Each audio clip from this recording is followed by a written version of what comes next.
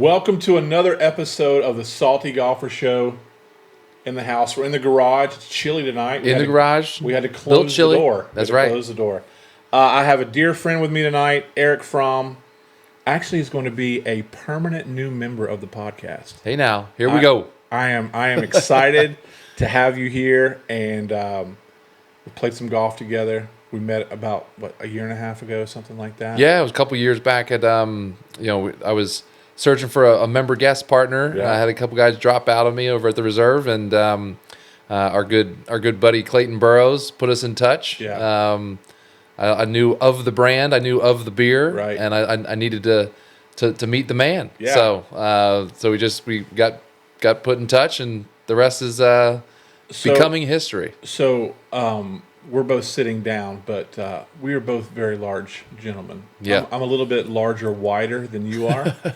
I'm 6'8", 300 pounds. You're close. I guess you're close to 6'8" too, right? No, not quite. Not That's quite. 6'5", 230. So Yeah. we're a formidable You're duo. a specimen. So we fill out the golf cart when That's we're out right. together. That's for sure. So we met kind of like a blind date.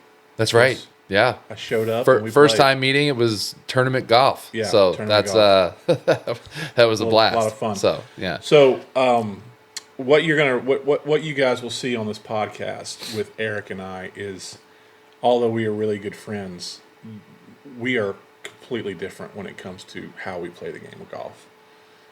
Eric is, I don't know, how would you describe you as a golfer? You have the talent, but Yeah. the war between the ears is ongoing, Right. constantly. Yeah. It's all there. The You hit the ball a country mile. the ingredients Yeah. are there, but man, that's I suffer from swing thoughts, and so we could dive into that, and but yeah, it's the mental side of the game is Right. just to pull the pieces together. It's Although yeah. you did pull the pieces together this last couple of days. You played at a pretty nice Yeah, where you played at. sometimes it all comes together. So I actually had the awesome opportunity to go down and play Secession, and man, I mean, what a property! Yeah. I don't know. I knew it was. I had high expectations going down, but wow! I mean, that property is breathtaking. Yeah. In just out into the marsh, just not a blade of grass out of Right. place, and great clubhouse. You and I have talked Yeah, about so- how it's really cool to go on a golf trip and knowing that there's nothing else to do That's right. but Yeah, be we on the golf trip. we did. It was a one night overnight, but drive down here from Paulie's and just get an afternoon round in. Yeah. All that's left to do after that is a couple of pops around a campfire and go to bed, wake up, do it again. So yeah, it was awesome, and I just kind of caught lightning in a bottle. I shot one over, one under, so even for the trip. And Solid, dude. Was there any games going on? it was a little casual. Yeah. So maybe that again let the demons at bay a little bit. Sure, So that might have had something to do with it. But no, yeah, it was great. Just it was a golf course that really suited my game really well. Yeah. Where you had to take out driver, you could almost bust it anywhere. Right. And if it went out of place, you can get back and play. So it was. Describe it was good. to the people. Describe your game. What's your game? Like what? You said that course sets up well for you. Why? I need to get away with 3, 4, 5 bad swings. The driver is a weapon, but it's a double-edged sword. Sure. So that if I get out on a tight golf course, bunch of OB, Yeah.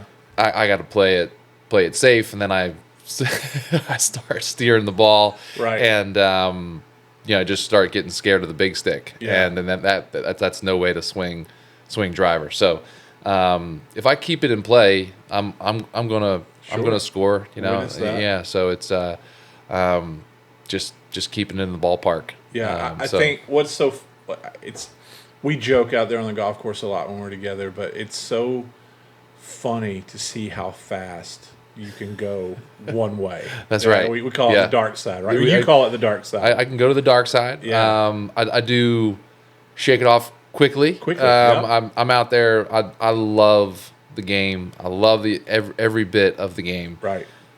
Just the grind of trying to piece together a score, but I'm there to be out in nature, be with people that I love being around, and it's so you can't golf angry, but man, I can go from strutting around like a peacock to just needing a little alone time pretty quickly. So that's my curse. I do like that about your game, because you'll verbally say, "I need to walk." That's right. Just to like figure this out real quick. And let me go to the next tee, and I'll be right. I'll be back. Yeah. So, So. And so with me, it takes me a lot to get to the dark side. Right. But when I get there, I can't come back. Right. I'm lost until. And what is it usually for you that can get you there? If for me it's the driver's just not working that day. So the thing for me that aggravates me the most about golf and will get me to the dark side the quickest is doing stupid things that you shouldn't. Like, I know not to do. Right. Course management. Right. Whether it's like taking a 6-footer for advantage, thinking I'm just going to make the putt because it's an easy whatever, and not going through the motions of what you should go through to finish the hole. Right. And it's the dumb things that if I just eliminated, I'd probably save 4 to 6 shots around. Right? Yeah. Just things I take for granted. And although the dark side is very few and far between here as I've gotten older, like younger days, I was a club thrower. Okay. I would snap clubs over my knee. I still do that occasionally, to be honest with you. I've done it. I have actually done that in 2024. But yeah, I just it does take me a while to get there. But I envy you because you can flip it back within a shot or a couple of shots. Right. You don't hang on to it. Couple minutes and the crack of another salty golfer. Yeah, can usually numb the pain a little bit. Right. So what's up, everybody? Okay, today's show is brought to you by A Mole in One. This is a book by Therese Lynch. You can find it at ThereseLynchCreates.com. This is a book about a little mole that just wants to play golf. His name is Fergus. Really cool illustrations. There's a couple of books when I was younger that had this type of illustration that I was absolutely in love with. If you've got a golfer in your life, young, niece, nephew, grandkid, great-grandchild, child, and they're looking to get into golf, this would be a great read for them. A really cool gift for Christmas, stocking stuff, for all of that good stuff. A Mole in One. Mole in One. Yeah, Mole in One by Therese Lynch. Little Fergus there. So check it out on her website and grab you a copy today. They also have hardback copies as well. So, all right. Have a good evening. Peace. That's right. So you've got a little bit of a background in golf. Yeah. That's not what you do for your job now, but tell us a little bit about that. Like, how did you get started in the game and all that jazz? Yeah, I mean, started in the game just playing with my dad. Probably 12, 13, we started playing, and just very, very casually. Sure. Dad was a very casual player. Nothing as far as like competitive or anything like that. But and so kind of few and far between. I played football, basketball, golf. Football, basketball, baseball, but then in high school, I ended up playing on the golf team. Sure. They started throwing curveballs in baseball, and I was kind of out of that game, and just almost taking a season off. So football and basketball I was much more serious about. Baseball wasn't going to be something I kept doing. So sort of on a whim, was like, I'll just go out for the golf team. And ended up, we had a pretty good team. We had some good players, a couple of grades above me, and they were taking it really serious at that time. So, good. It was just a good crowd to be around, and a really fun group. So I really just took to it and started to play competitively at the high school level, and we had some really good teams. So that was really cool to get some of that competition under my belt. Sure. And then that really just led into, just being around the game.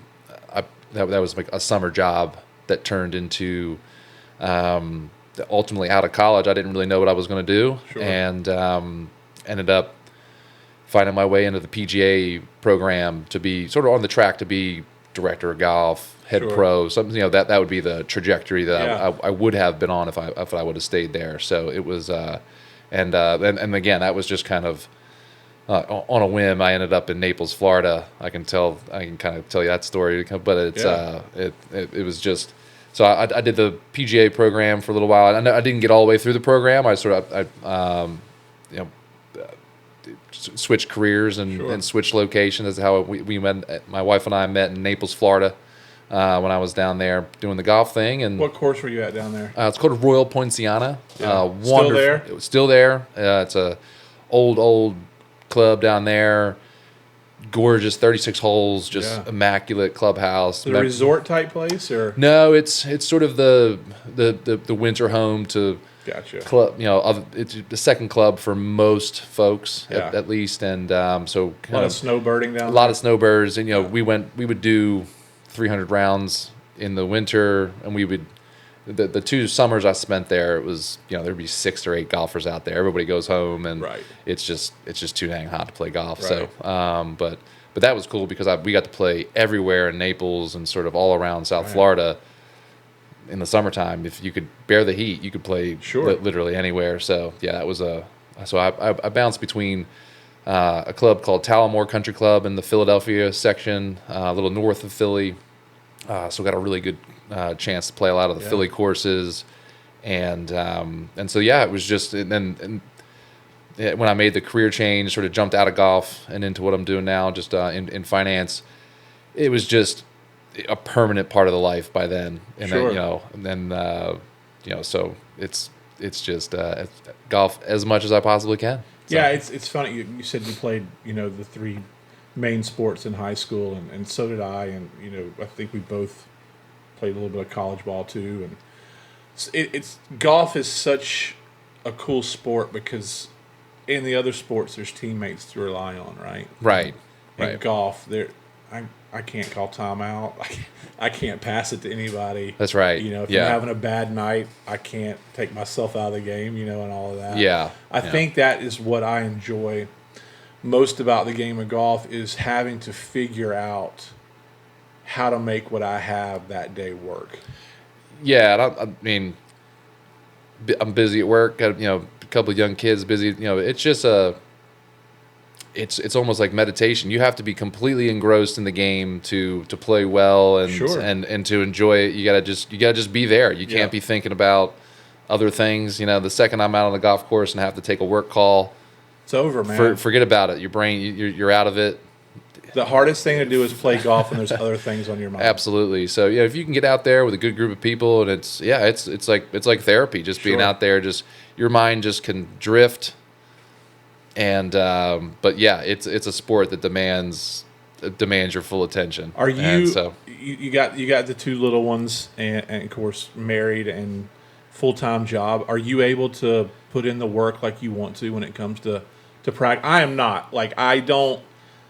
And I've said this on a couple of other shows. Did a podcast the other day with someone, and I told them like I have tried to lower my expectations this year because I'm not working at it like I would like to maybe. So, if I'm consistently still breaking 80, I Right. should be okay with that. yeah, I played the other day. It's been a couple of months, and I didn't have anything.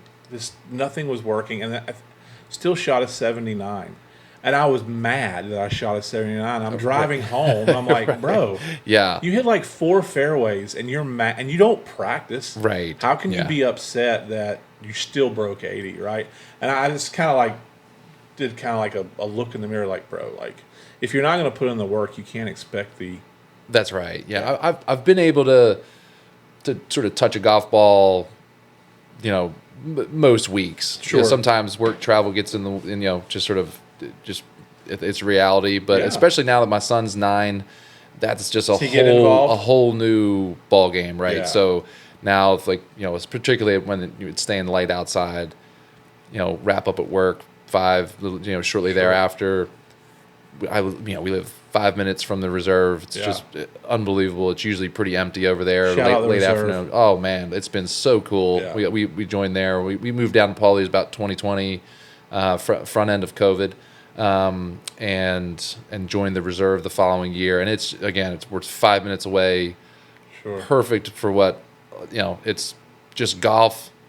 None of the other sort of country club frills. Right. It's just a great golf course, good practice facility. Now I can shoot over there with my son and, sneak in, just, hit balls at the range, or we'll sneak out and play 3 holes, 6 holes. Yeah. He can make it around 9+ now. So that is the advantage of being a member of a club. Oh, it's to be able to do it's stuff like that. we're very blessed to just have that right there, and again, so close. And when I was up, we moved here from the DC area. Going to the driving range was get in the car, 45 minutes, traffic, right? Not happening, right? And with 2 very, very young kids at that time, I was the game had slipped quite a bit. But now it's, and then at the same time we moved down. My in-laws moved down to here as well. Father-in-law is a golf nut, so now we can get out there with the 3 generations. We got my father-in-law, myself, and my son. Not to dive too much into it, but because we're gonna have him on the pod. Hopefully, your father-in-law's got a pretty amazing story. Yeah, I mean, you want to talk about just the game of golf being part of life. He's on a quest to play the top 100 courses in the world. And how many's he got? He's in the low 90s. I don't know the exact number, but he's Do you know which ones he still needs? He's got 2. I believe it's 2 in Canada. Yeah. I think and just for how it works, it's whatever the top 100 was when you started. Right. When you started, you basically say, all right, what's the top 100 today? Right. And that's your top board. 100, yeah. That so he's and so he's been just slowly chipping them off with a group of friends. And has he already done Augusta? He needs Augusta. That's his white whale. Yeah. The guy that he's on the quest with finished at Augusta. And shout out to him, John Sabino. Yeah, he said he has a book or something, right? Top 100, top100golf.com, I want to say it is. We can check that. But just look up John Sabino. It's an awesome blog about and then he wrote a book, How to Play the Top 100 Courses in the World. And so it's not like, I went to this course and I played this hole and this is, I got a par. Nobody cares, right? Right. We were sitting at a bar in Scotland, and this other guy was doing this, and he had a connection in France, and that's how we got on this course. And it's just this, amazing story about these, just very close friends. So cool. Seeing the world together. I was fortunate enough to do Bandon Dunes with that crew. Yeah. With my father-in-law needed those courses for that. So that was so cool. I played with him a couple of weeks. Sweetheart of a man. Oh, he's fantastic. Yeah. Really cool dude. The father-in-law lottery there. Yeah, just for sure. Golf obsessed. Just love it. So yeah. So Thanksgiving's right around the corner. Yeah. Let's dive into that a little bit. There's a lot that to be thankful for, but let's talk a little bit about why are you thankful for golf? Ooh, thankful for golf. And I am more than happy to go first because I've got a pretty cool story of why I'm thankful for golf. Shoot, I'll follow. All right. This is going to be tough to follow, by the way. All right. So I don't share this story with many people, but I feel like it's appropriate. So I've been married to my wife, Katie, we met in high school. Okay, yeah. And we've been together a long, long time. And we have 5 beautiful children together. And there was a time in our life where, as it sadly happens to a lot of people, where jobs, life, other things get in the way. Mm-hmm. And families start to pull apart. And divorces can happen and different things like that. Well, we were going down that path. Nothing had happened, like there was no infidelity or anything like that. Yeah. We were just kind of growing apart. And on Fridays, I didn't work on Fridays, but on Fridays I would go walk 9 holes at my local muni in High Point, North Carolina, when we lived there. And I was already under the impression that this relationship was over. And we're talking, we had 5 kids under the age of 12. So it was like, this was kind of like you said, therapy. I went to play golf just to like get away from the world. That was my thing. And one day, Katie said, "Hey, can I go with you?" And I said, and it took me completely by surprise. Yeah. Did not expect her to. She's one thing Katie has been very good at when it comes to golf is like, she knows that I go play golf and that's my thing, and she doesn't try to intrude.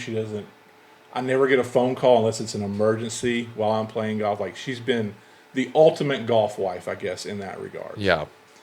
And one day she just said, "Hey, can I go with you?" And it took me completely by surprise. And I said, "Sure." I didn't know what to say. Just said, "Sure."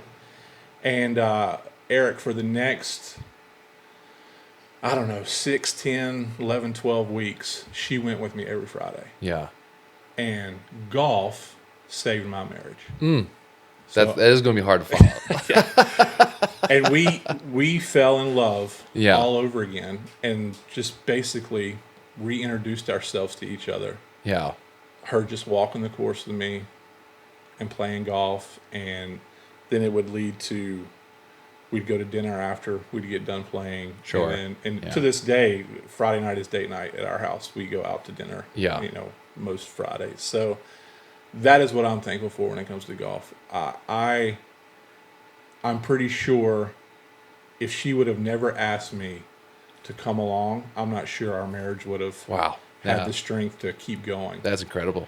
So that little muni in High Point, North Carolina, Oak Hollow, Pete Dye course actually, and a great golf course.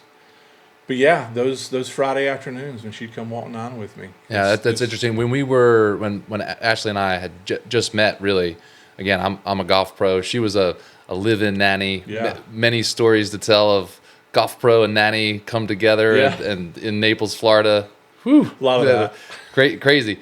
But she used to come. So the course would usually shut down around 6. Plenty of daylight left. Sure. And they didn't have any issue with us shooting out and playing. Yeah. So and then again, this was the front end of us even dating. Sure. But we would just go out and play 6, 9 holes, just shoot around whatever the sunlight would allow. And those are some of the coolest memories of our time in Naples. Just again, the golf course was immaculate. Gators and iguanas running around and the wildlife, and just being out there together, just the two of us. Sure. So that it's pretty cool. Yeah. And again, you're out there you're out there kind of alone. Sure. But with somebody, Yeah. it's a very intimate setting. Yeah, So absolutely. I can get that. But what am I guess I would be thankful for golf. I mean, I know it's just going to be this constant pursuit that I have something to look forward to sort of pour yourself into. I think it's going to be something that I can share with family. Yeah. Just to have that it'll be an avenue for quality time with my son for hopefully for life. Yeah. And I just know it's such a cool. It's just such a cool pursuit to have there as a part of your life. So another thing I'm thankful for when it comes to golf is it's a sport that we can literally play until we can't do anything else, right? Like until we die. And being a father of 5 daughters, like now that I'm 45 years old and all my daughters are teenage, 2 are in college, having the ability to be, maybe a father-in-law that and the kid plays golf, going on these trips and stuff like that. I look forward to hopefully doing that. And I don't know, man, the game of golf is just, it's so cool. It's such a fun game. And I love that there's so many different levels and that you can play. Like, a par 3, you can go out there and just not keep score. You can go out there by yourself and have a good time. You can go out there with gang some and have a good time. There's just so many different ways to enjoy the game of golf, even putt-putt. I mean, we live in the putt-putt capital of the Absolutely. world. So yeah. we have so I just think that golf, I want to share it with everybody. It's just such a cool game. Yeah. And everyone should try it. Yeah, and I think it's been really cool to see in the past. I wouldn't be able to pinpoint sort of the start of the shift away from golf being more of a stuffy, sort of high end. Pinpoint it to COVID. Yeah, well, I mean that was when it was just. I think a lot of game people, over for it was just get me outside. Yeah. What can I do? And people start picking up the game, and golf courses started to explode again. Right. But yeah, I think certainly that was the nail in the coffin for the golf is for just country clubs. Country club, and even at a country club again. I mean the whole vibe at country clubs, and again I'm just very blessed to be able to play some really cool places. Yeah. Just network and sort of sometimes the work that I do. You just the vibe at these clubs is just so much more laid back. Right. Even some of the top clubs in the country. Right. Where once you get into the men's locker room, it's just people that just want to relax. Right. Just around other good people, and just